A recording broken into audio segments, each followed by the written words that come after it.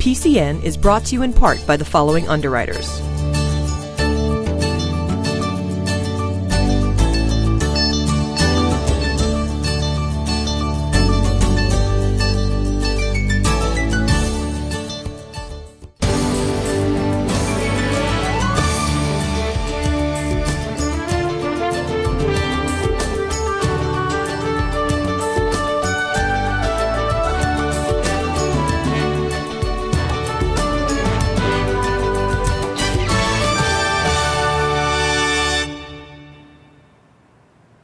Welcome to another edition of PACTV Community News. Tonight we bring you some gun safety information from Pembroke, as well as a story on beach ambassadorship from Plymouth.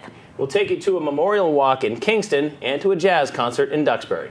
This week we bring you a shopping spree and makeover contest for two women heroes from our communities. Town Talk is from Duxbury, and it's all ahead on this week's show. And our first story tonight brings us to a new teen center in Plymouth. The Plymouth Boys and Girls Club is expanding to create an additional teen center on the same property. Board members hope to have the new center open sometime this summer. PCN stopped in to get a tour of the new facility and see how the project is coming along. Boys and Girls Club of Plymouth has historically had a kind of a small number of teenagers involved in the club on a day-to-day basis. Part of the reason for that is the club caters to youngsters 6 to 13 is the great majority of young people here. Teenagers are not necessarily comfortable being around pool tables and so on with younger kids. It became clear to the board of directors and to me that until the teenagers had a place of their own without younger people around, we were never really going to get the 100, 150 teens that we really ought to have to serve the community best. The idea came up, and it's reaching fruition, to build an annex onto the building as dedicated space, teen center, teens only. What we have here, we're actually in the main, I'm going to call it the game room area of the new teen center for the Plymouth Girls and Boys Club. Located to the left over here is going to be the main entrance. As the youth come through the main entrance, there's going to be a check-in area, and which opens up to a wide area of all the game rooms. We're also going to have a connection into the existing club. This leads into the corridor that has the gymnasium off to the side, and also has the activity rooms and the bathrooms and the facilities in the existing club. Also in the back, we're going to have two classrooms. One's going to be basically a room so that the young adults can go and work on their resumes once they're getting through the teens into the end of the high school period. They're going to be possibly going to college or going into the workforce, so we have a certain area that we can actually work and fine-tune their skills there.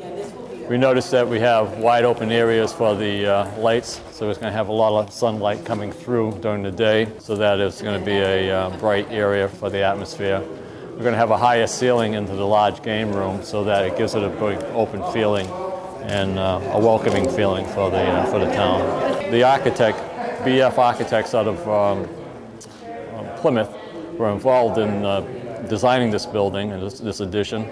And they also worked with the kids to develop the color scheme. And once you see the finished product, it's going to have all kind of bright colors, and especially on the floor as it'll display. The building itself is built of concrete masonry units that is similar to what the existing Boys and Girls Club is. But one thing that's going to identify as a teen club is that it's going to have a bright red standing seam roof. This has been one of my pet projects that I wanted to do since the beginning of being on the board. We're excited about opening up it for Sundays and having youth groups in here and all kinds of stuff. So we think that it's going to be a place that's going to end up being a gathering spot for them. And they'll just become better parts of our community through being immersed in the culture of the Boys and Girls Club. We hope to see the building completed by the end of the month of June. So we would have it available for occupancy during the summer months. We also have a summer camp program, and we'll be able to take teens from the teen center and have them work as junior staff assisting the regular summer counselors to give them that work experience. When they graduate from high school, they'll be eligible for summer jobs here every year while they go on to college or pre-professional training school. So we're really, really looking forward to the launch, and that will be around the 1st of July. Duxbury's Pilgrim Church hosted a jazz concert last month featuring pianist Sun Yen Baek, along with fellow musicians from Korea, all current students at Boston's Berklee College of Music. The group met in Seoul, Korea, at Berklee's International Network School, located at the Seoul Jazz Academy. The quintet transferred to the Boston location and have been performing together since 2011. PCN attended the concert to hear more.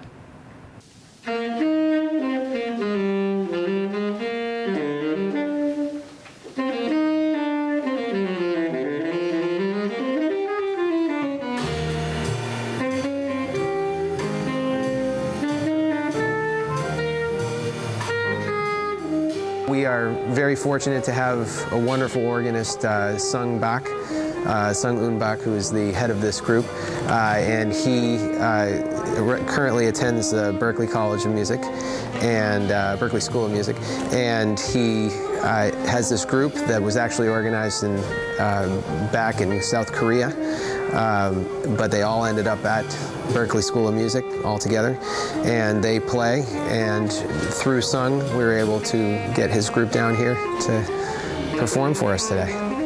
He wound up starting off outside of Seoul, Korea, or in Seoul, Korea, and he wanted to come to Berklee School of Music.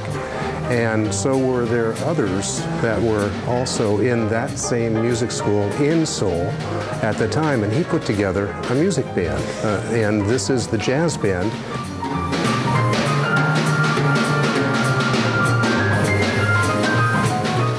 We met in Korea 3 years ago. We had same school, and we also have a dream to go to USA to study jazz more. So that is why we are here and study in Berklee College of Music. We on the music board are looking to try to bring music to the community, and one of the ways of doing that is putting on free concerts, and that's exactly what we've done. We like to open this space up to the community. We have wonderful musicians here. We have a rich tradition of music at Pilgrim Church, and I think part of it is just wanting to make this a community space and invite people into the community to enjoy music. Surprisingly, he, as well as each one of the other members, wound up getting into Berklee, which is a pretty hard school to get into, and they have been kicking off and doing an awful lot of good jazz music around the area. He's played with the band here, I think, once before as well, but it's a very high level of jazz, and it's quite nice. So we're glad to have him. Duxbury is really a great town as far as music. We have a very strong music program in the school system. And as far as jazz, many of the students who are studying classical, be it in the orchestra, in the band, or private lessons, often will get together and form different types of groups, some of them being jazz. So jazz is definitely a popular grouping here in town. Jazz is alive and well here in the area. It is an honor to me, and I'm very happy to play.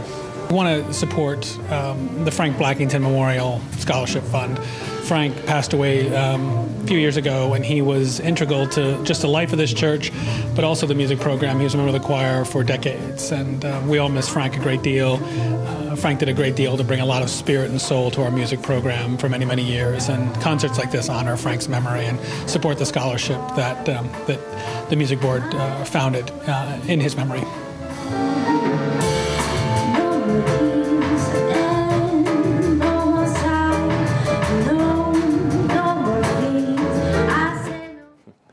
Hope Floats is a bereavement and healing center in Kingston. They strive to educate and support people facing life challenges as well as encourage well-being. This weekend they held a 5K memorial walk in remembrance of past loved ones. PCN was there to meet the organizers. She just is there to wrap her arms around these people who are in such grief, and it helps so many people to see people who've gone through where you are and come out the other side, and it's just an incredible place and just an incredible honor to be here to help.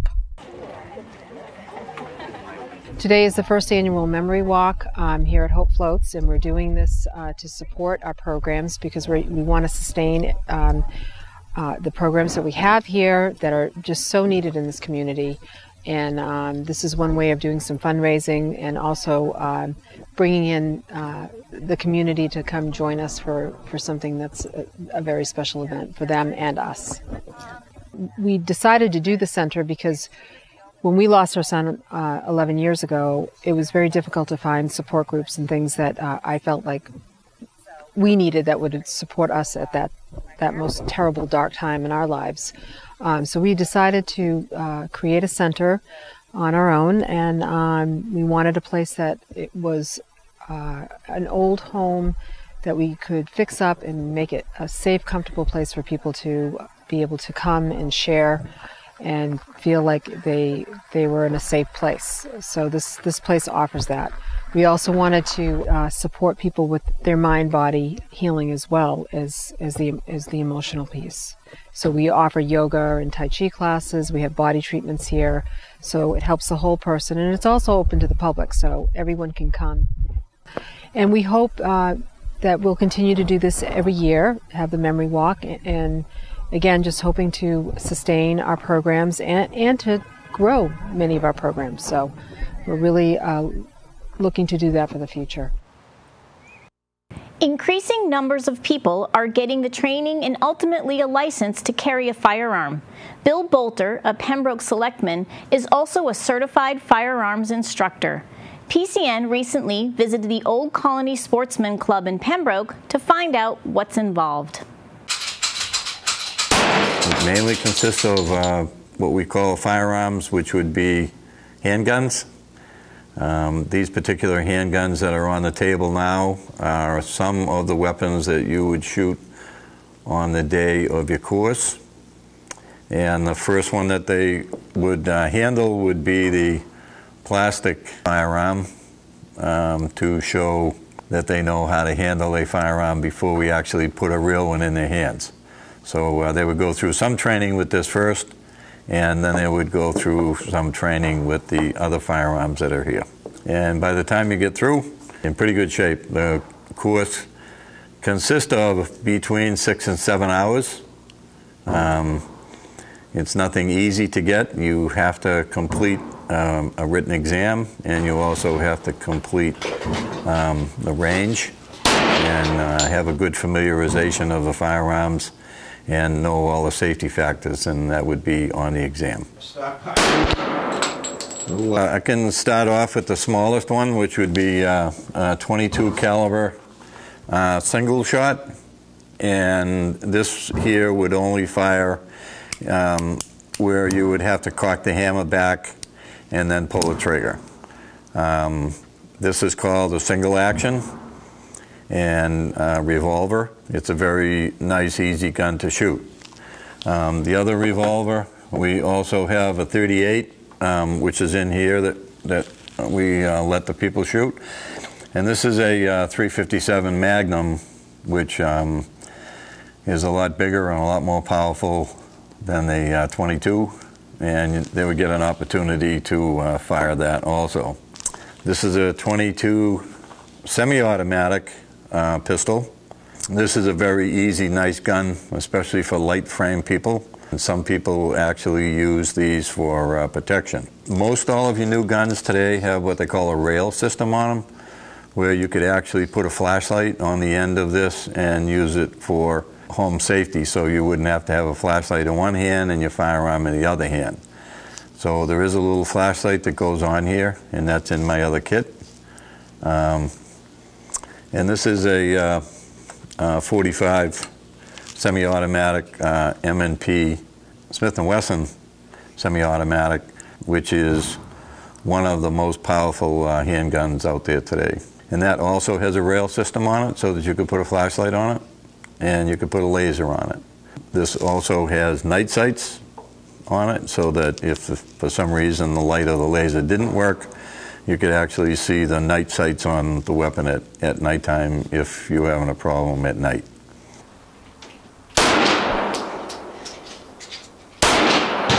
brings a 16-pound.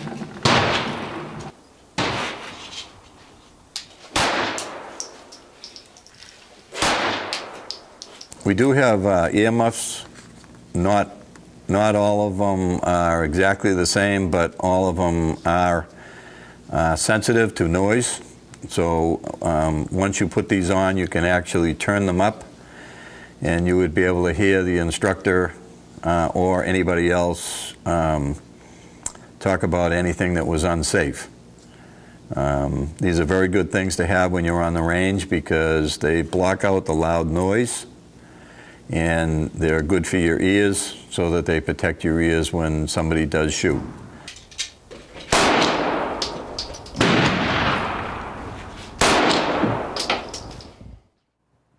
The Grove at Plymouth, formerly the Shops at 5, held a Facebook March Makeover contest. People sent in nominations for women who rise above challenges and are heroes to their families and communities. 2 winners were selected and got to go on a $1,000 shopping spree and makeover at participating stores in the plaza. Each was guided by her own personal stylist. PCN was there to capture the fun. Today we're over at the Grove in Plymouth. We have some winners with us, and it's all about the March Makeover. We have 2 winners, Kelly Protz and Nanette Ula, and they were actually nominated. They didn't submit themselves. 2 other women nominated them because of how amazing they are. So these women won a $1,000 makeover with 2 personal stylists. I am so excited about this experience I just had. We are helping 2 fabulous ladies that have earned a $1,000 makeover in the Grove Shopping Plaza, and I just helped Nanette pick out some beautiful pants and beautiful tops. She's a very casual girl. She's got 3 kids, and she just is not that business kind of woman. So she really needed simple, comfortable things that she can throw on that work with her family lifestyle.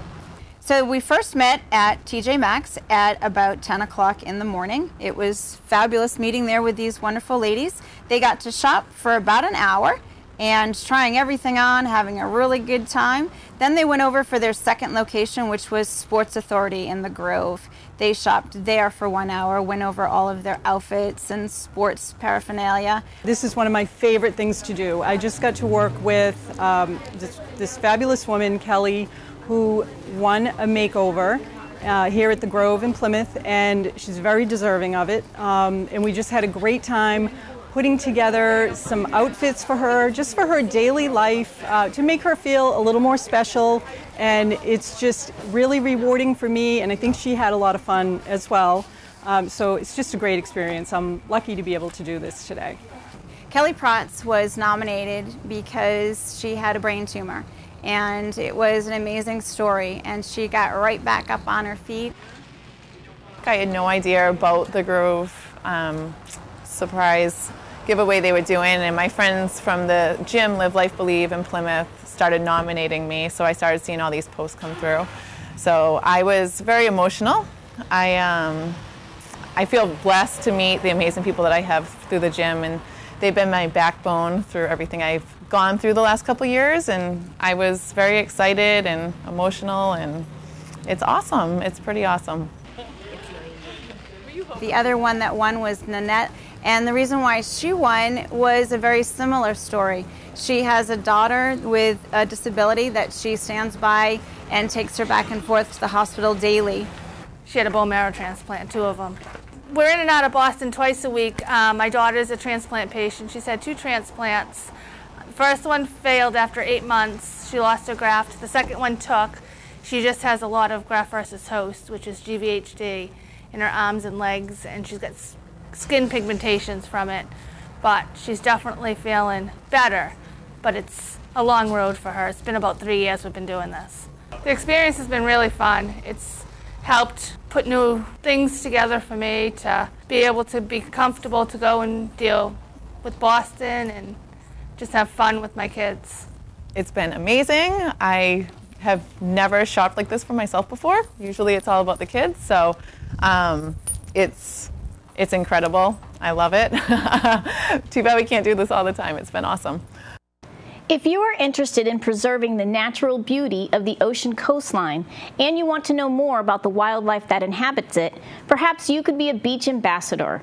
PCN caught up with nature lover Dory Stoley and several of her friends to find out just what it takes to be a beach ambassador. Today we're at Plymouth Long Beach with the beach ambassadors because we're going on a field trip to learn about shells on the beach. And the reason we're going on this field trip is so we can learn and then impart all our knowledge and great stories and interesting facts to beach visitors in the summertime. I guess they didn't utilize the surf clam that much for food until more recently. And then Our guest field trip leader is Joanne Roach Evans, and she's written this gorgeous little book about shells. It's for kids, actually, which is great because many of us are beginners, and she's going to teach us about the shells.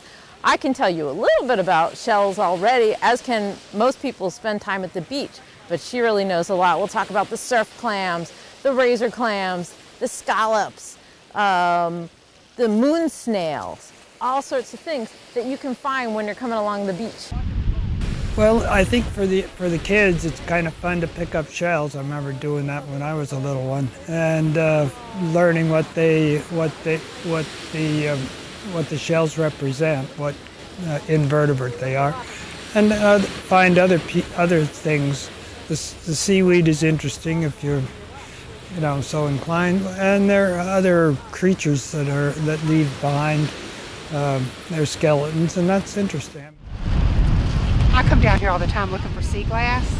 This one is primo. We do other things than collect shells. The whole thing about the beach ambassadors is that they're people who love nature but also love people and want to share their love of nature and what they know about wildlife and plants and shells with people when they come down to the beach, so we can all have a good time.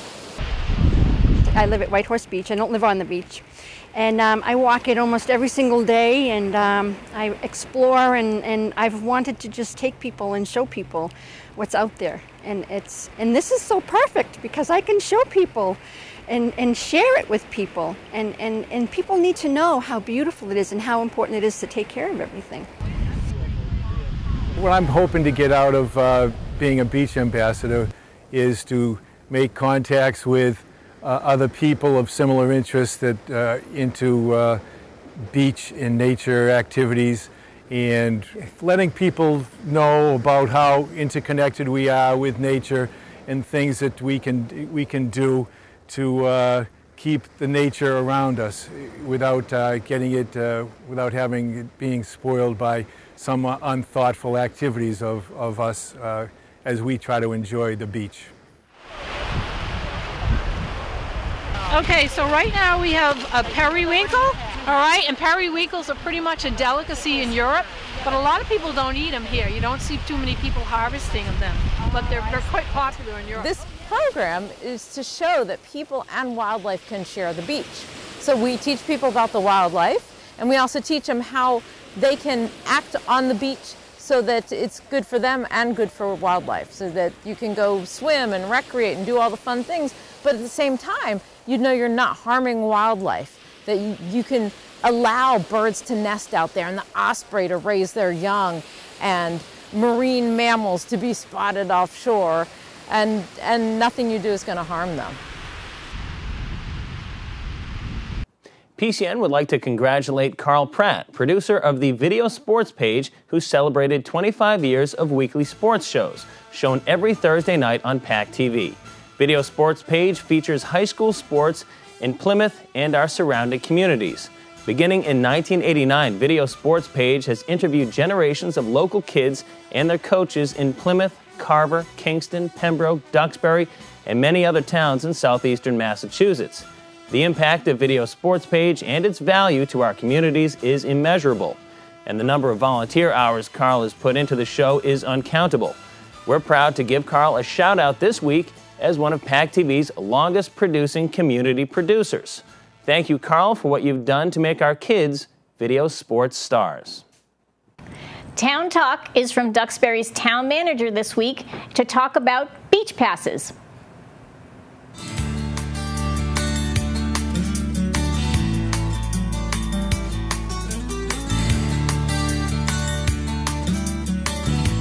Hi there, I'm Rainey Reed, the town manager for the town of Duxbury.